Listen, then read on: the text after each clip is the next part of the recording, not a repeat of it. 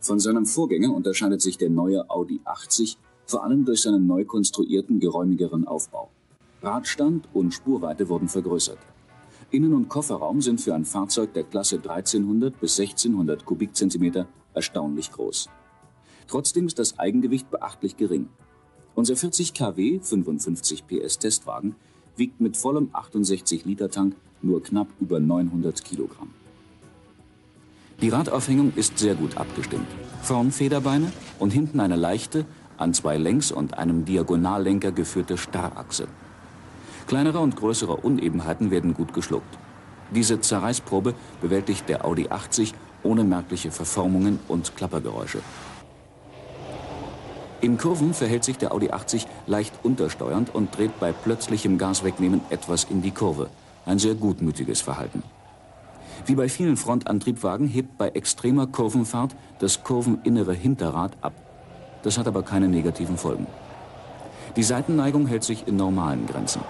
Bei stärkeren Motorausführungen mit vorderem Stabilisator ist die Seitenneigung geringer.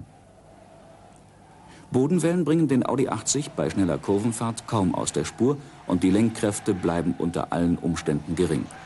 Die Lenkung ist ziemlich indirekt, arbeitet aber sehr exakt. Unser Bremsfading-Test verlief gut. Der Wagen wird dabei 10-mal hintereinander von 0 auf 100 Kilometer beschleunigt und auf 0 abgebremst.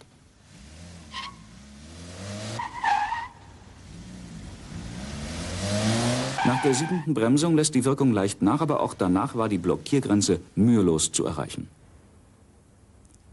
Zur Messung der Seitenwindempfindlichkeit fährt der Wagen mit 100 Kilometern an einer Anlage vorbei, die einen Seitenwind von ebenfalls 100 Kilometern erzeugt. Die Lenkung wird dabei in der Geradeausstellung gehalten.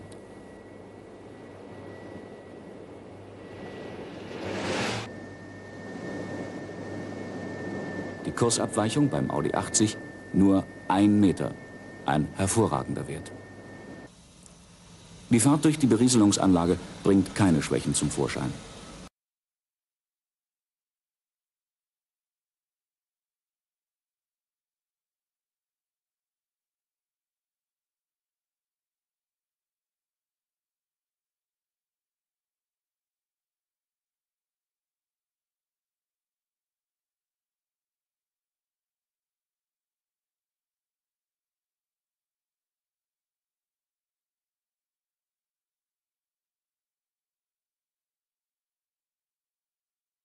Bei der Formgebung der Karosserie wurde großer Wert auf geringen Luftwiderstand gelegt. Beispiele: die abfallende, vorn abgerundete Motorhaube, die schmale Regenrinne und die relativ hohe Heckpartie. Fahrleistungen und Verbrauch haben so unter den größeren Abmessungen nicht zu leiden. Unser Testwagen ist die L-Version, also die mittlere Ausstattungsstufe. Aber schon der normale Audi 80 hat vordere Liegesitze mit Kopfstützen, geheizter Heckscheibe, Rückfahrleuchten und einen elektrischen Scheibenwascher. Bei der L-Ausstattung zusätzlich Halogenscheinwerfer, Quarzuhr und der von innen einstellbare Außenspiegel. Eine Verbundglas-Windschutzscheibe ist jedoch in allen Audi 80 Modellen nur gegen Aufpreis erhältlich. Kontrollleuchten ersetzen die meisten Instrumente. Als Zusatzinstrument ein Ökonometer. Es zeigt den Kraftstoffverbrauch im jeweiligen Gang an. Eigentlich entbehrlich, denn jedes Kind weiß, dass ein Motor mit weniger Gas auch weniger Sprit verbraucht. Die Wippschalter lassen sich betätigen, ohne die Hand vom Lenkrad zu nehmen. Allerdings nur mit langen und starken Fingern. Der Kofferraum ist sehr groß, das Reserverad auch im beladenen Zustand erreichbar. Der Tank ist hinter der Trennwand aufprallsicher untergebracht. Die Sitze sind gut geformt, das Platzangebot für ein Fahrzeug dieser Klasse fast üppig. Der große Öffnungswinkel der 4 breiten Türen erleichtert den Einstieg. Ersatzteilpreise mit Einbaukosten. Vordertür 401 Mark. Vordere Stoßstange 133 Mark. Vorderer Kotflügel 193 Mark. Auspuffanlage 168 Mark. Der geneigt und längs eingebaute Vierzylindermotor bewegt die Vorderräder über ein Vierganggetriebe. Die oben liegende Nockenwelle wird über einen Zahnriemen angetrieben. Bei einem Hubraum von 1300 Kubikzentimetern leistet die Maschine 40 kW, 55 PS bei 5800 Umdrehungen pro Minute. Sie braucht Normalbenzin. Stärkere Versionen haben einen 1600 Kubikzentimeter Motor in 3 Leistungsstufen.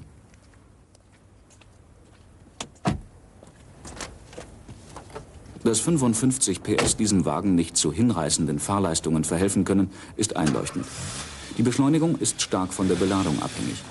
Mit dem Fahrer allein beschleunigt der Audi 80L allerdings in noch recht akzeptablen 16,4 Sekunden von 0 auf 100, was auch der exakten und leichtgängigen Schaltung zu verdanken ist. Zum Vergleich: Renault 14 TL 15,3 Sekunden, Audi 80L 16,4 Sekunden, Peugeot 305 1300 Kubikzentimeter 16,9 Sekunden, Fiat 131 1300 Kubikzentimeter 19,7 Sekunden, Simca 1307 GLS 19,8 Sekunden. Die Höchstgeschwindigkeit beträgt 146 km pro Stunde. Der Tacho des Testwagens zeigt dabei allerdings 164 km an. Alle Testwerte wurden selbstverständlich auf trockener Bahn und mit Sommerreifen ermittelt. Die Geräuschdämpfung ist gut. Bei 100 km wurden 69 dBA gemessen. Frontantriebwagen sind bekanntlich gut wintertauglich. Auch der Audi verhält sich auf Schnee problemlos. Die Windgeräusche sind gering und bis zur Höchstgeschwindigkeit läuft der Motor kultiviert und ruhig.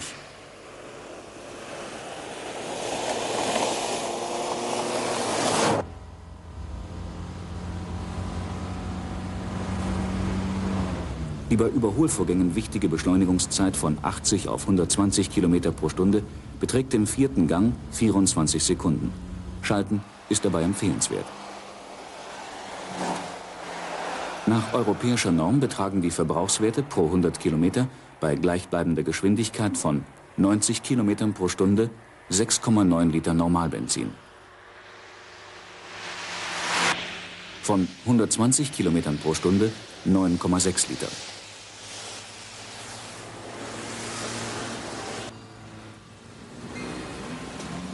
Im Stadtverkehr 9,2 Liter. Durchschnittsverbrauch 8,6 Liter. Unser Testverbrauch betrug 8,8 Liter pro 100 Kilometer. Zum Vergleich: Renault 14 TL 8,1 Liter Super, Peugeot 305 8,4 Liter Super, Audi 80L 8,8 Liter Normal, Simca 1307 GLS 8,8 Liter Normal, Fiat 131 9,5 Liter Normal. Der Mittelwert ergibt bei einer Tankfüllung von 68 Litern den ungewöhnlich großen Aktionsradius von rund 800 Kilometern.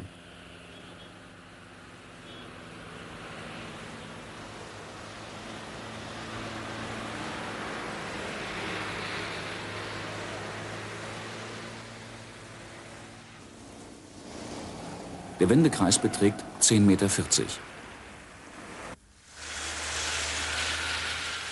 Mit dem neuen Audi 80 ist zweifellos ein sehr guter Wurf gelungen. Er ist seinen Vorgängern überlegen, nur die Fahrleistungen sind unverändert geblieben. Er zählt heute, besonders mit den stärkeren, aber kaum weniger sparsamen Motoren, zur absoluten Spitze seiner Preis- und Hubraumklasse.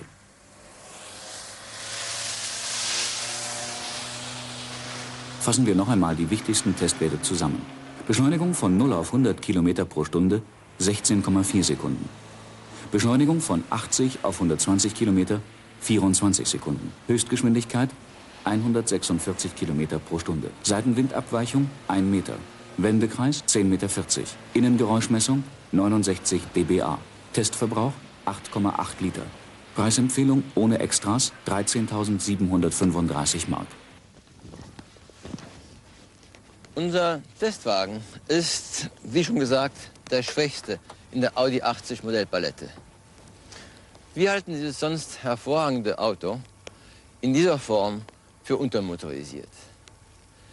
Es gibt es aber auch mit einem 1,6 Liter Motor in 3 verschiedenen Ausführungen: 55, 63 und 81 Kilowatt. Ein solches Auto ist viel lebendiger. Und wir halten den Mehrpreis von 570 Mark für den 55 Kilowatt Motor für gut angelegtes Geld.